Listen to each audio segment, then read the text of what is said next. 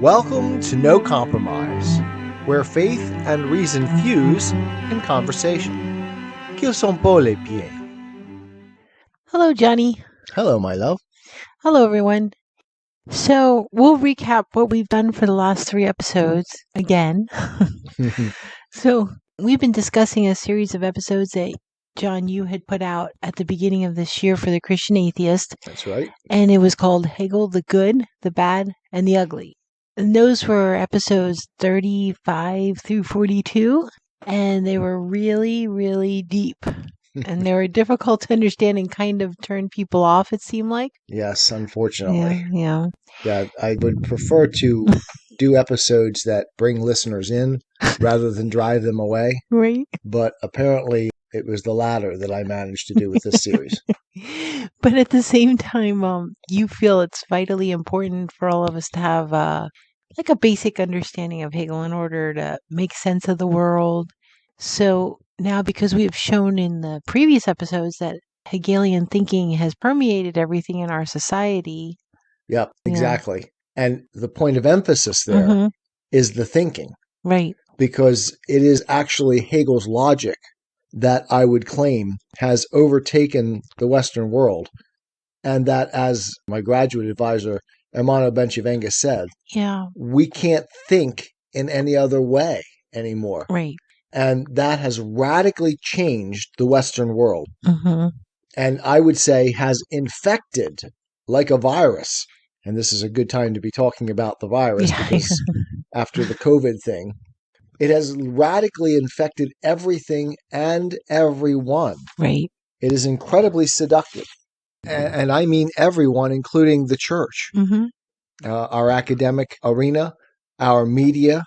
Everyone thinks in an Hegelian manner. Right. And more than anything else, as we move forward, I want to try to emphasize that and show how true that is. Right. And it's not always a bad thing, as we pointed out last week. Right. The last 2 episodes. Exactly. So we talked about it in the Good Hegel, that there is something valid about Hegelian logic. Right. And it's a good and useful way to think about things. The problem is when it becomes the sole way of thinking, which, we're going to talk about. It gets us in deep trouble. Yeah, we're going to talk about that later. Right. Okay, so we decided to devote the remainder of these episodes and the remainder of this year to discussing those episodes, huh? Yep. So, and these are sort of like a cliff note discussion episodes. Right. Yeah. And I thought of something in relation to this. You know that one of my favorite poets was John Donne. And I think about these Hegelian episodes that we did and coming to the end of them and realizing that I had like a whole ton more material to present. And I remembered the line from John Donne. And he said, when thou hast done, he's talking to God the Father here. I think this poem was called Hymn to God the Father. He said, when thou hast done, thou hast not done, for I have more. And I have a vast amount of Hegelian material I would love to present, but I don't want to continue to drive our listeners away. So we're only going to discuss it for the next 3 weeks. Yes. And then that's it. We're hoping to actually end this by the end of the year. Which is 3 more weeks. Right. And then move forward. Right. And then we'll move forward on some interesting things. Just kidding. Okay, so in our last 4 episodes, we covered your introductory episode 35 and 36, which was Hegel the Good. Right. So keep in mind that it seems we keep running over the same content over and over. But like you said previously, it's like peeling layer after layer of an onion. Right. And the only way to begin to understand Hegel is to constantly visit the same material over and over again at increasing levels of complexity. And that's a way to understand him more clearly. And I really don't know of any other way to do it. And that corresponds to Hegel's logic, which we're going to actually look at today more closely. Yep. And another thing to keep in mind while we're discussing this is the notion of change is always good. Right. For Hegel, the idea that everything is change, that rationality is the underlying structure, and that the structure of rationality is ongoing change, was something that he borrowed from the philosopher Heraclitus. And we call this a process metaphysics. Mm-hmm. And it just means that change is the only reality. Mm-hmm. Everything is a process of change. And we've been exploring that at different levels, and we will continue to do so throughout this series. But it's worth remembering that for Hegel, there is nothing but change. Yeah. And therefore, change is good. It's always moving in an upward direction. Right, right. Another thing we should maybe stop here to talk about is the Hegelian logic, but it's hugely complex. Yeah, this is not an easy topic to discuss. No. And yet, if we're going to make sense of Hegel, we need to deal with this topic before we even move any farther.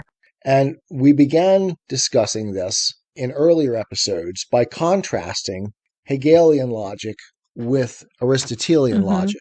And so a quick gloss on that before we move forward.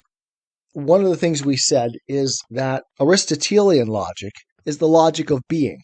And we mean, in that sense, the being of the Western world, that is the great I am, Western theism, God himself.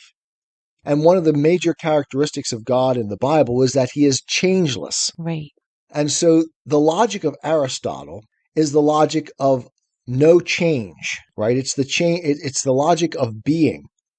And Aristotle's logic is characterized by laws that are immutable, unchangeable. One of the most important of those is the law of non-contradiction, the idea that something cannot be both true and not true at the same time. Yeah. And that's enough to say about Aristotle to contrast with Hegel.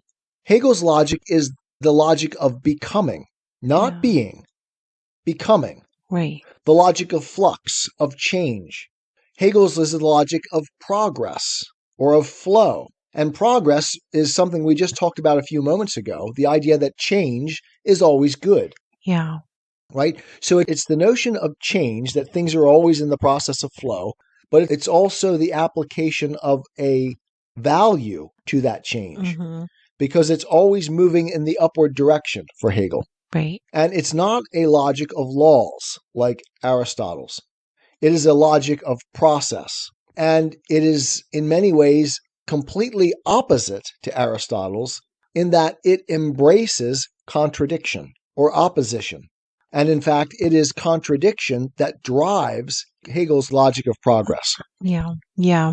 But that is just a matter of causing a contrast between Aristotle and Hegel. We still said nothing about what Hegel's logic actually looks like. Right. And that is what I want to look at now for a few minutes before we do anything else in this episode. I think that's a good idea. So what we're about to look at is a bit of a schematic view. Most Hegelian scholars will tell you that this is not the proper way to look at Hegel's logic, that this doesn't represent it well. But it does, as a first approximation of the onion, right? An outer layer.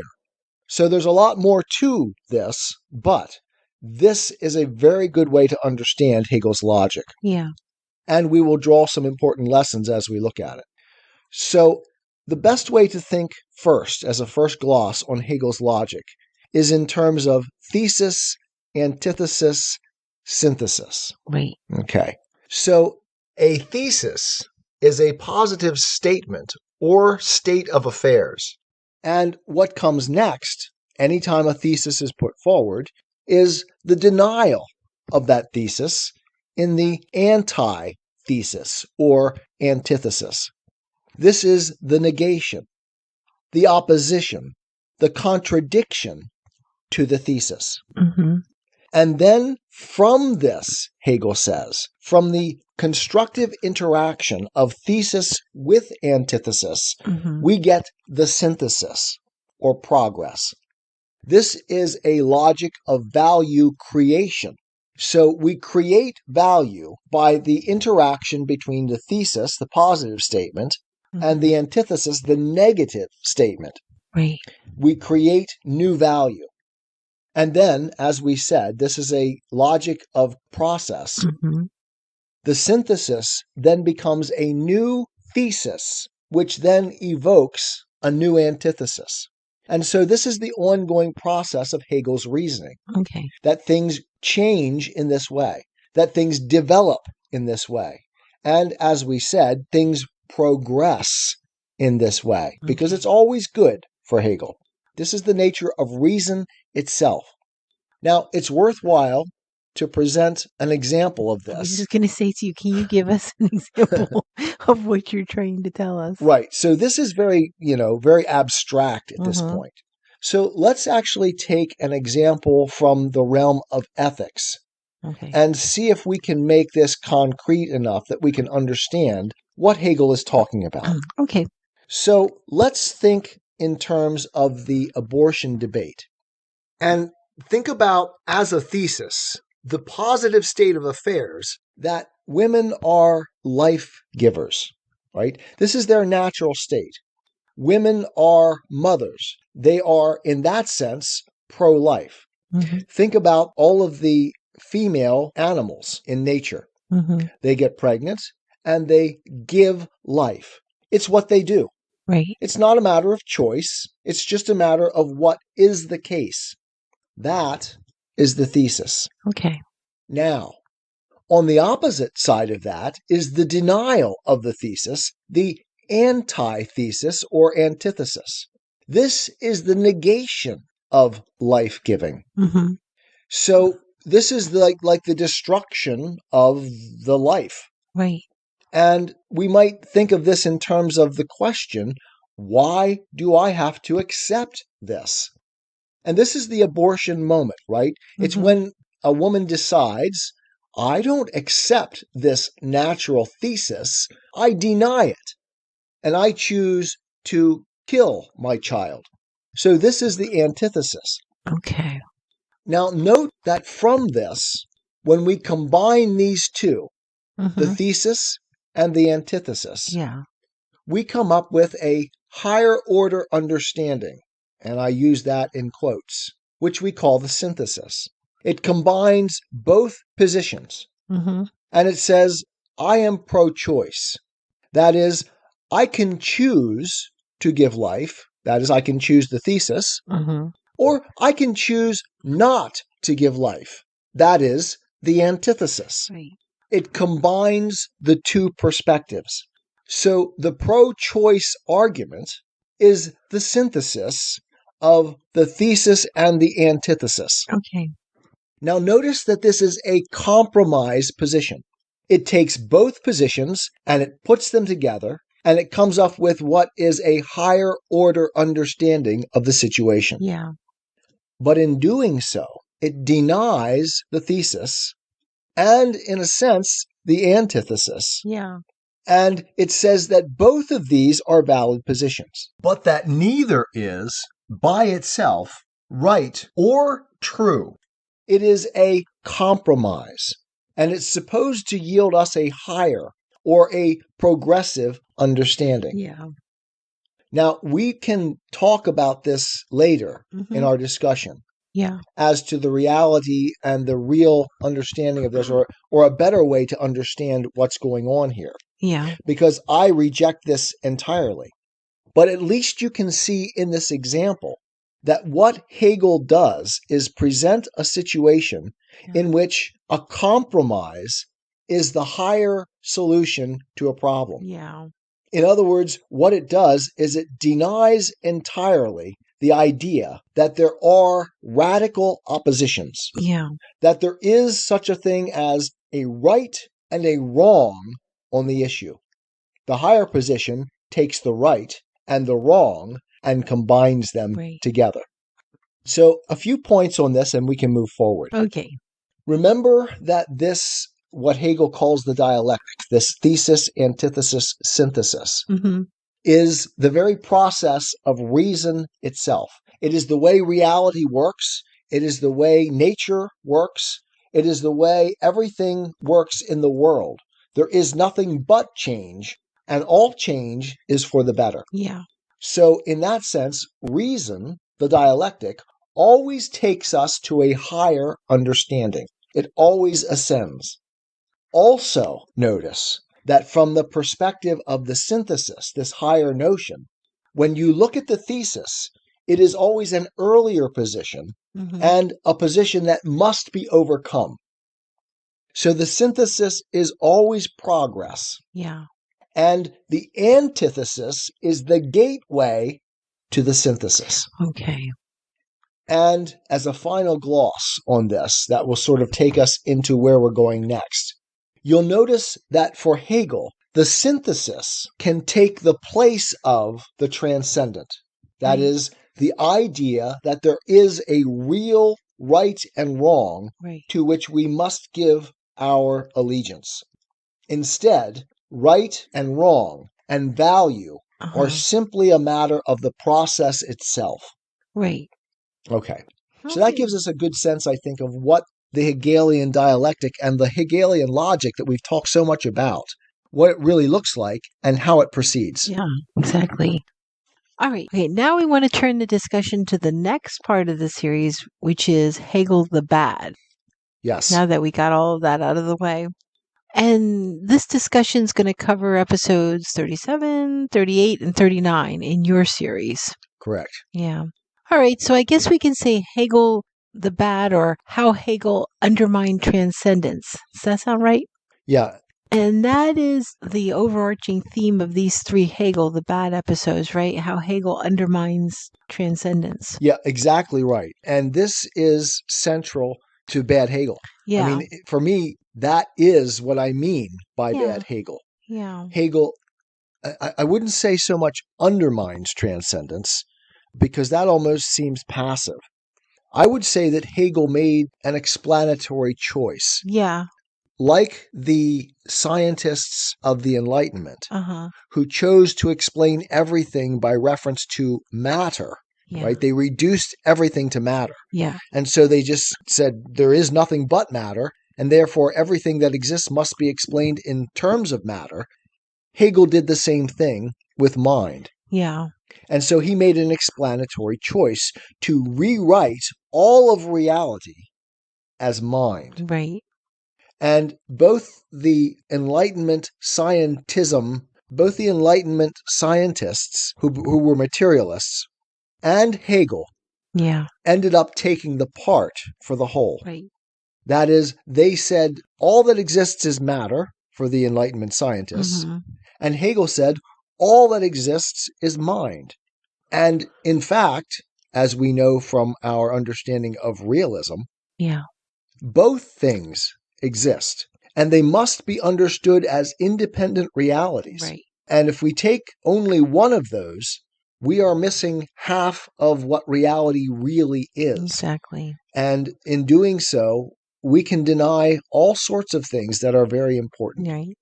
Okay, so with that whale-sized theme in mind, let's break it down into bite-sized pieces that we can easily swallow. How's that sound? Okay.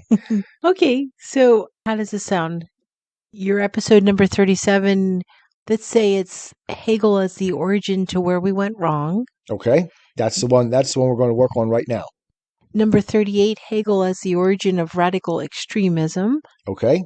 And number 39, Hegel as the origin of the inversion of value. How does that sound? That sounds good. It sounds good? Okay. Yep. So each of these episodes, I guess, could be broken into 2 points. One that talks about Hegel's logic, and the other point would be the death of, well, and for now, I'll just say like the death of something. Okay. Is that good? Okay. Right. And this has been very helpful for me. I realize that when we look at these episodes, the way we divide it here doesn't necessarily jump out at you. Yeah. But it will be an extremely useful schema to look at those episodes and make some sense of them, I think. Yeah.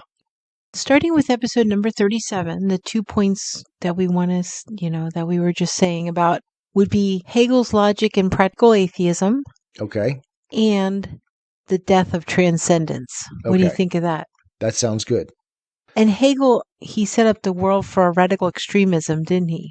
Right. And I think it's worth reading what I said in the episode itself. Okay, about go ahead. this. Why don't you do that? About, 5 minutes in to the episode, I say something like this. Hegel, I believe, set up the world for a radical extremism. Right. And that, I think, is what we are living today. And it has gotten progressively worse and worse. Right. But I think we are beginning to reap the whirlwind right now. Yes, that's for sure. The world has turned upside down. And because so many of us have become infected with the Hegelian thinking, we miss how radical a difference we are now living through. That's true. But the world today has turned literally upside down from the world before Hegel. Yeah. It would be utterly unrecognizable to people that lived back then, before Hegel, to see the world we are living in now. Right. They would think that they had turned into upside down world, like the Isaiah passage. Right. Woe to those who take evil for good and good for evil, light for dark and dark for light. Right. We are really living that right now. And the reason we are living that, and this is why I am so passionate about this point. Right. Why we have to understand Hegel. Because he has infected all of us, including, and I mean Jenny and I too. Right. We think in an Hegelian manner. And unless we understand why we think that way, we're never going to be able to reverse our thinking. Right. And so my goal in particularly these 3 episodes of The Christian Atheist, as we go over them here in No Compromise, is to try to help all of you see the way in which you are Hegelian thinkers. Right. And if I can do that, then I think we will have managed to have done something worthwhile in this. And maybe have some place to start a change. So let me just finish there. Yeah, go ahead. Hegel, I believe, set the world up for a radical extremism. And this is the way in which he set us up. An imbalanced value inversion. And there's the Isaiah passage again. From which we have been unable to recover. Right. Even though Hegel himself, as we said in the Good Hegel episode, was not, in most ways, an extremist or a radical. And this is what we hope to accomplish this time. Right. And I pray to God that we do. Okay, so let's go back to Hegel the Bad, episode number 37. And here you talk about Hegel's logic in practical atheism and the death of transcendence. So Hegel's logic in practical atheism, the theme of this whole series is that the foundation of bad Hegel is the denial of transcendence. Yes, right. And in its own way, we've talked repeatedly about this notion of inversion.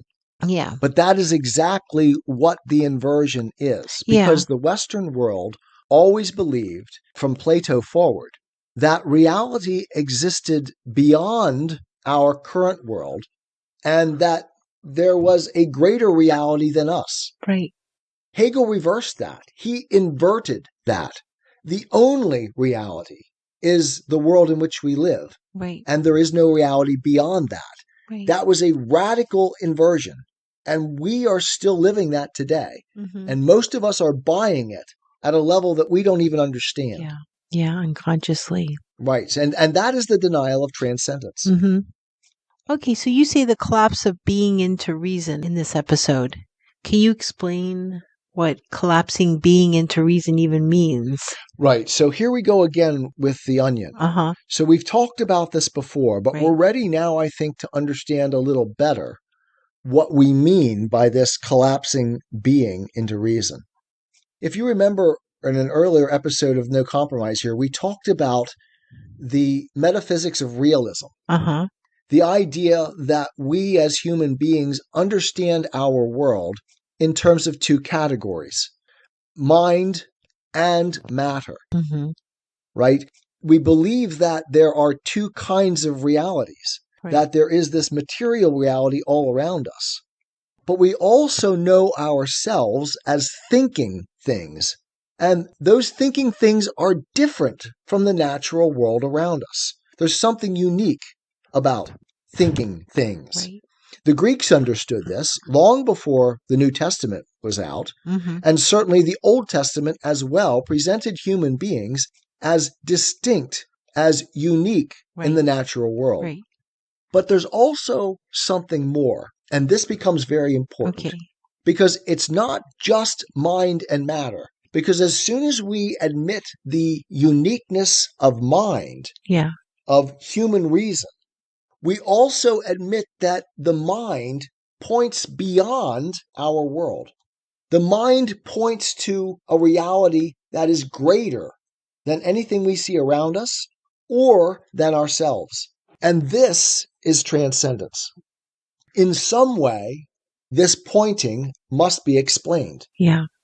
And in the Western world, the traditional world, the world in which realism ruled, we called this pointing to this indexicality, transcendence, reality, God, this reality that is beyond us that we're constantly trying to reach, but we never quite reach. That is God. That's the mystery that we're always seeking to understand. But Hegel can't refer to transcendence because all that exists for him is mind. And so his way of explaining that pointing is simply to say that mind is pointing to itself. And that's just another way of talking about immanence. Mm-hmm. Okay. So there are two ways to talk about immanence. Okay. Either matter is all that there is, and that is there's nothing beyond matter, no transcendence, and then everything must be explained in terms of matter. That's the scientism that Kant opposed from the Enlightenment. Yeah. Or we choose Hegel's way, and we say that everything is mind, and there's no such thing as matter or transcendence, and therefore mind must simply point to itself. Right. And then we see this whole process of thesis, antithesis, synthesis making sense. Right. Because it's just this self-contained process going on over and over and over again, pointing never outside itself, but only to itself. So that is the essence of immanence and transcendence. Okay. All right. That's really good. And there are no real barriers. Right. Because mind is everything. No real barriers, neither material, nor ethical, nor spiritual. Right.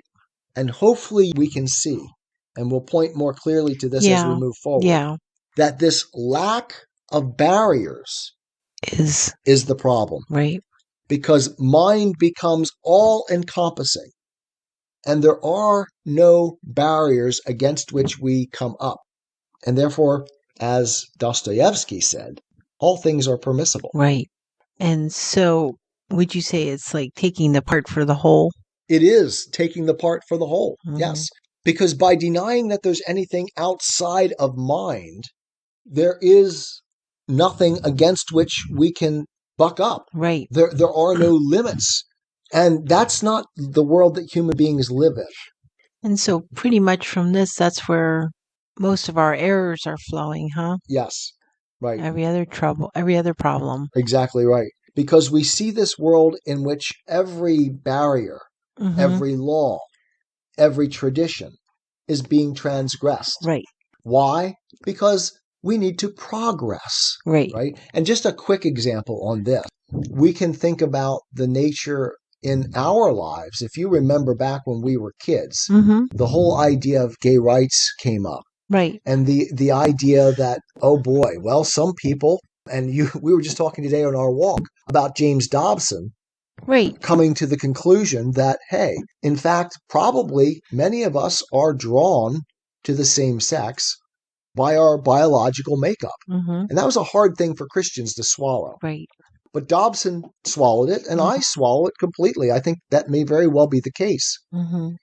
So we came to accept that that was the case. And so we said to ourselves, okay, so we'll allow what? What was it? Civil unions. Right. Then that's okay. But then that became the thesis. See, it was the antithesis. We rejected that. Said, right, okay, this is real. No, it's not. And then we said, okay, it is. Right. And then that becomes the new thesis. And then that becomes challenged.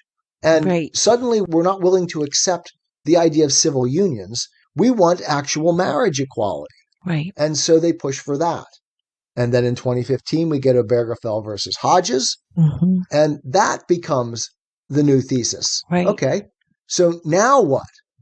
So now we keep pushing everything. There is no such thing as male or female. Right. And therefore the whole it just all ends up one thing after another The process goes on. Mm-hmm. And we have denied, we see when we look back, we have denied any reality to ethics whatsoever, that there is such a thing as an actual boundary between right and wrong. Right, right. So let's get back to the episode where you start talking about practical atheism versus credal atheism. Right. And in its own way, this is an important development from what we've been talking about in terms of Hegelian logic. And real quick, that's something you discussed in episodes 28 through 32 of The Christian Atheist. Right. We tried to define atheism. Yeah, what is an atheist? Right. That might be worth listening to. Right. I think if you want a clear explanation of what we're talking about here, the best thing I can do is point you to those episodes. But again, they're pretty dense deep and difficult. But if I can sum up what I was saying there, you'll see that there is an application of Hegelian logic to it. So what is practical atheism versus credal atheism? Because I want to make the case that Hegelian atheism is a type of practical atheism versus credal atheism. And that credal atheism is actually not that big a deal. It's easy to defeat. In fact, it's self-defeating. Yeah. But that practical atheism is being represented most clearly by the Hegelian dialectic. Okay. And has pervaded our society. So, on a quick gloss, let's say this. Yeah. The credal atheist is someone who says, I believe, and there's the creed, right? Because credo is I believe in Latin. A credal atheist is someone that says, I believe there is no God. Yeah. The problem with this for them is that most credal atheists hang on to transcendence. Okay. Right? And we talked before about Sam Harris. Right? And Sam Harris wants to keep all of the sort of Christian values that come along with belief in God. Right. While discarding belief in God. Right. That is credal atheism. Yeah. That's the idea that we can hold on to the values of transcendence and still get rid of God. Right. And I find that to be, after my analysis in those episodes, a position that is almost ridiculous. Right. It cannot be held.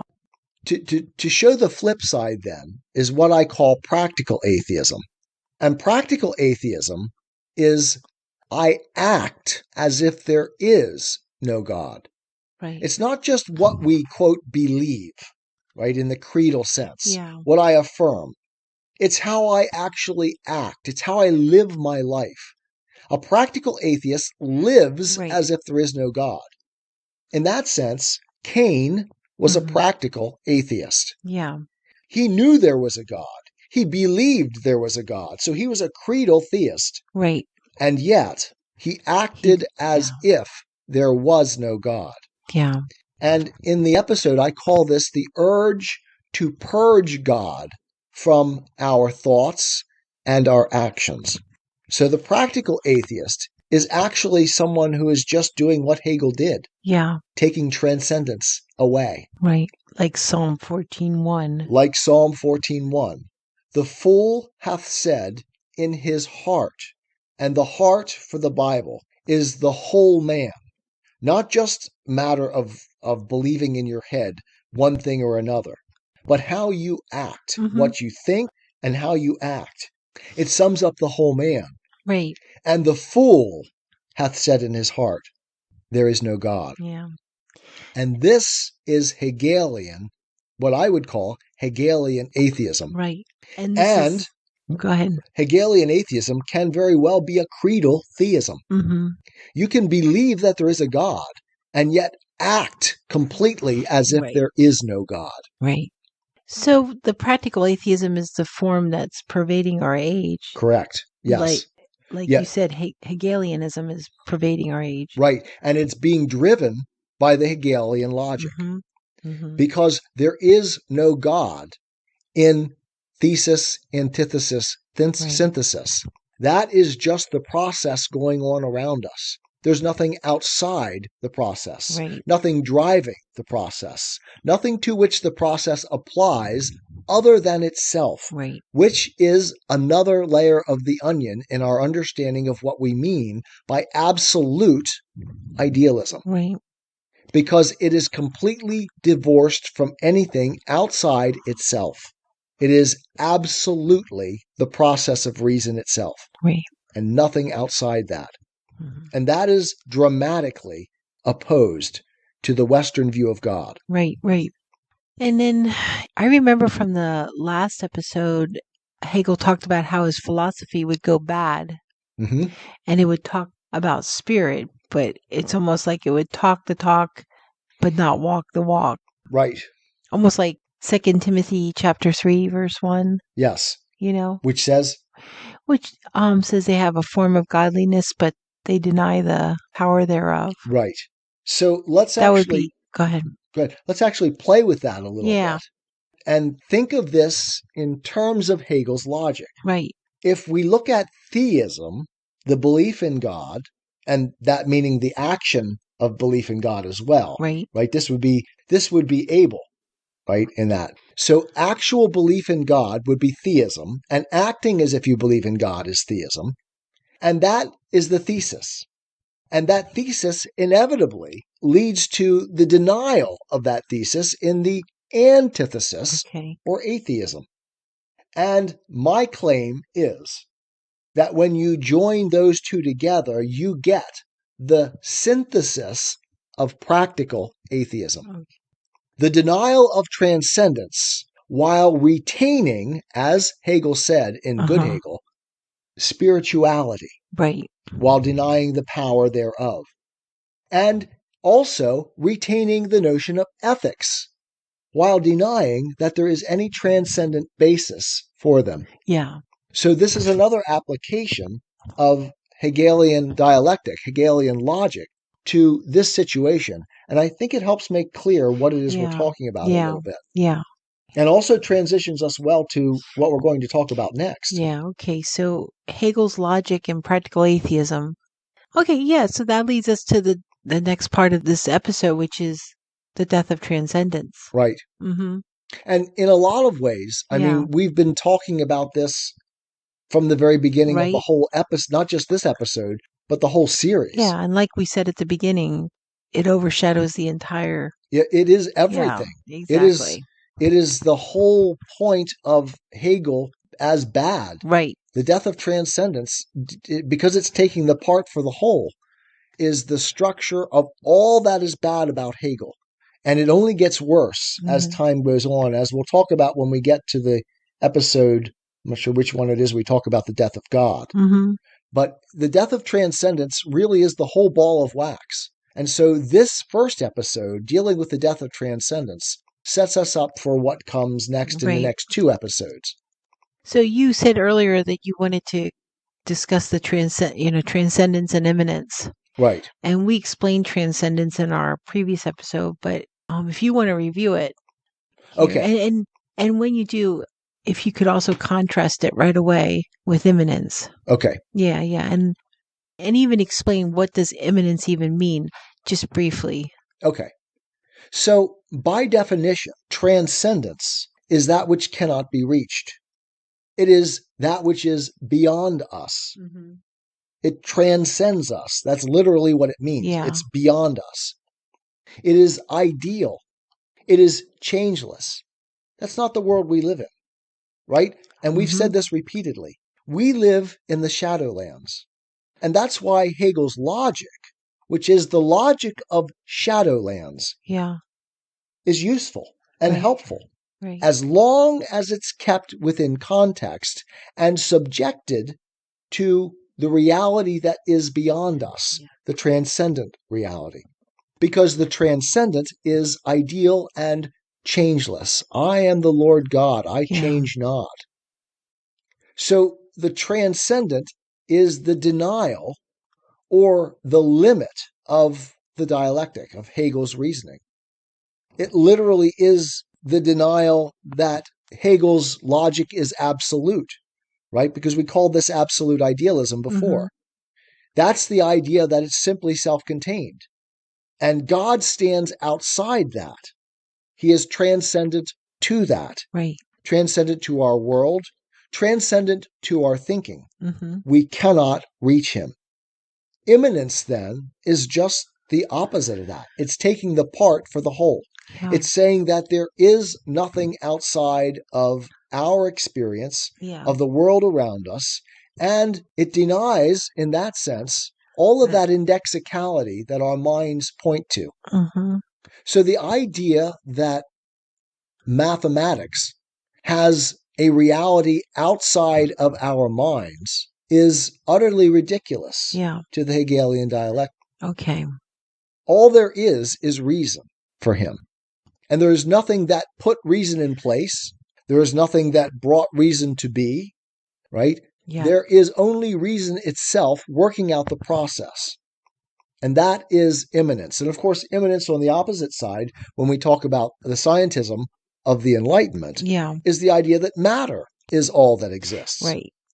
And to the rational human being who lives in this actual world in which we live, transcendence is the flip side of everything that we live, because everything that we live, everything that we do, points outside us to something bigger than ourselves. Right. Okay, so that kind of reminds us of what we talked about in the previous episodes, that Hegel, he was responding to Kant, who was responding to this Enlightenment idea that man has all the answers and that everything can be known and predicted. Yes, right. And that, in that sense, is Hegel trying to reestablish the idea that everything can be known. Right. Maybe not by individual human beings, because for Hegel, there's nothing special about humans. Right. We are just one manifestation of the reason that underlies everything. Right. So there's nothing unique about us. Whereas Kant says, wait a second, there is something unique about human beings. We are rational, and the rest of nature isn't. Yeah. And so Hegel, while preserving the Enlightenment's emphasis on the value of reason, undermines human beings. Right. And again, sorry to bring this up again, but this is another issue in our current world. It's like the radical environmentalists believe that human beings are a cancer on our planet. Yeah. They believe that the rational world around us would probably be better without human beings because we destroy the world. And this is itself a contradictory position. Because if we are, as the radical environmentalists would think, either functions of material, that would be the scientism view, we're just material like everything else, then we are just a part of nature. Or if we are strictly mind, as Hegel would say it, then we are still just a part of the process. Right. And therefore, anything that we do should be good, just like everything else. Right. And yet, they want to say that we are something unique, while denying that we are something unique. And in doing so, what they claim is that we are this sort of cancer on the planet, and the rational world would be better without us. So we are not unique or special. Instead, we are a threat to the world. Right. And therefore, we should be destroyed. And I think that this ethic underlies an awful lot and explains an awful lot of the world in which we are currently living, especially leftist environmentalism and the structure of the political world in which we are living right now, and the strange attempts to make energy more expensive, to hurt human beings while claiming you're trying to help human beings. Right. It is a strange world that we live in. So pretty much, we talked about the death of transcendence here, but at the same time, it's the death of truth, huh? Yes, and truth itself is being undermined. Science itself is being undermined. And we've talked about this before too. Like when we walk around our neighborhood and we see all these signs amongst our leftist neighbors saying science is real, when they are in the process of undermining science at almost every level. Right. And truth. Right. Okay, so you see at this point in the episode that let me quote you. It says, transcendence is not so easily banned, it seems, no matter how successfully we deceive ourselves into believing in the death of God. Right. And this, I guess, is a good place to stop. Mm-hmm. But the idea here is that transcendence is not something we can just simply choose to deny because it is a feature of human rationality itself. And so when we engage in the Hegelian dialectic and deny the transcendent, we necessarily have to lie to ourselves or to rewrite our experience in terms of something that we can never live. We can't live as though there isn't a reality beyond us that we can't grasp because we can't see the whole world. We can't grasp all of the information that is necessary for us to grasp to really understand the world around us. It's much bigger than we're able to. And our experience constantly points us to realities that are outside our grasp, like the idea of a mathematical unit or infinity, or the origin and beginning of the universe and beginning of time itself. These are concepts that expand beyond our capacity to understand, and yet we have to be able to accept them on faith in order to be able to make sense of our world at all. And so if we reject transcendence, we end up rejecting rationality itself, and we lose science, and we lose our understanding of, we lose our ability to even claim that we understand that we aren't rational, or that our world isn't rational or is rational. I don't even know how to say it. Didn't Chesterton, didn't he say something relevant to this? Yeah, he sure did.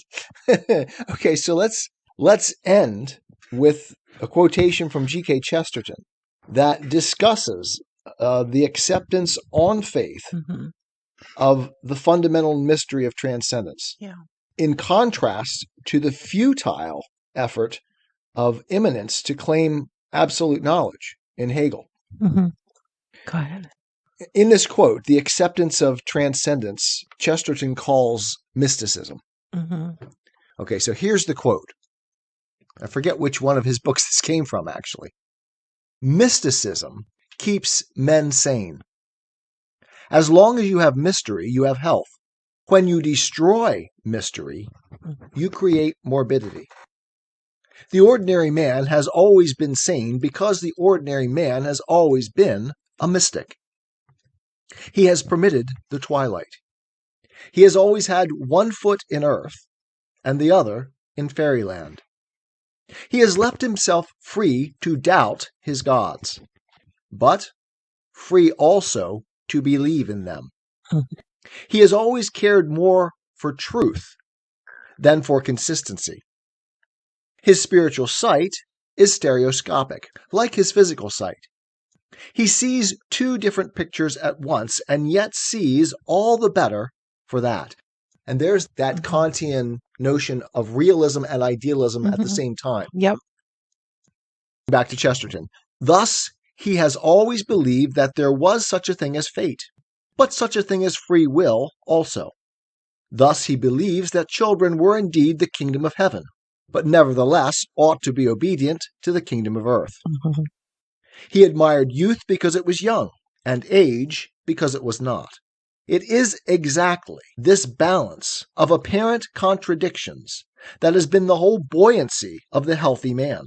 The whole secret of mysticism is this, that man can understand everything by the help of what he does not understand. The morbid logician, and here we have Hegel and Hegelian logic, seeks to make everything lucid and succeeds in making everything mysterious. The mystic allows one thing to be mysterious, it would be God, and everything else becomes lucid. And there you have it. And that's from Chesterton's Orthodoxy. Oh, that's from Orthodoxy. Okay, I was thinking it was from The Everlasting Man. Perfect. I am a Christian. with the searching and skeptical mind of an atheist. I don't want to believe anything that isn't true. I know both sides of the looking glass, and I know them with open eyes. I choose Christ's side. I invite you to join me from wherever you stand before the looking glass. That's this week's episode. Thanks for listening. And remember, you can have your religious cake and eat it too. You can have reason, respect for science, a 21st century worldview, and be a Christian.